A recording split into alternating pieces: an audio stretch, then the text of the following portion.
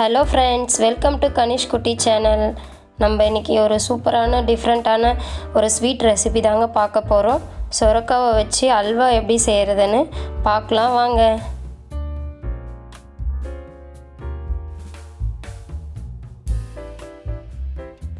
நான் பெரிய சைஸில் ஒரு சுரக்காய் எடுத்துக்கிட்டேன். இந்த மாதிரி ரெண்டாக கட் பண்ணிவிட்டு தோல் எல்லாம் சீவிடுறேன். இந்த மாதிரி தோல்லாம் எடுத்துட்டு சென்டராக கட் பண்ணிவிட்டு சென்டரில் இருக்கிற விதையெல்லாம் எடுத்துடலாம். எடுத்துட்டு நம்ம ஒரு சீவல் வச்சு நல்லா சீவி எடுத்துக்கலாம். ஒரு பேனில் ஒரு ஸ்பூன் நெய் சேர்த்துக்கிறேன். 20 முந்திரி, உலர்ந்த திராட்சை ஒரு 20 சேர்த்துக்கிறேன். சேர்த்துட்டு நல்லா மிக்ஸ் பண்ணி விட்டுக்கலாம். நல்லா வறுத்து எடுத்துடலாங்க.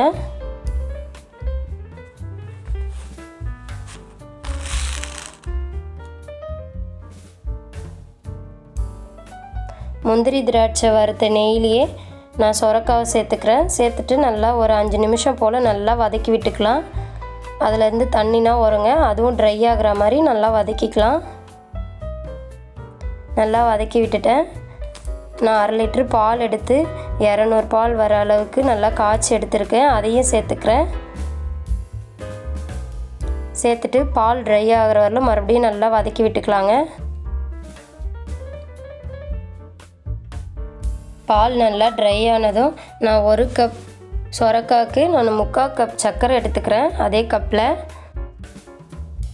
சர்க்கரை சேர்த்ததுமே மறுபடியும் தண்ணியாக இருக்க மாதிரி இருக்குங்க. நம்ம நல்லா ட்ரை ஆகிற வரலும் நல்லா மிக்ஸ் பண்ணி விட்டுக்கலாம். மிக்ஸ் பண்ணி விட்டுட்டு கடைசியாக மறுபடியும் நம்ம நெய் சேர்த்துக்கலாம். நெய் சேர்த்துட்டு நல்லா கைவிடாமல் நல்லா மிக்ஸ் பண்ணிகிட்டே இருங்க.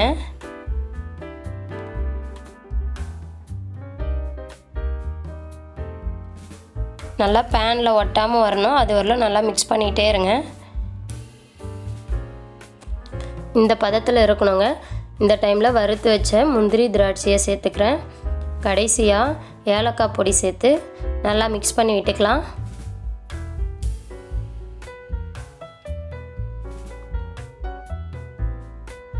அவ்வளோதாங்க, நல்லா இனிப்பான ஸ்வீட் ரெடி ஆகிடுச்சு.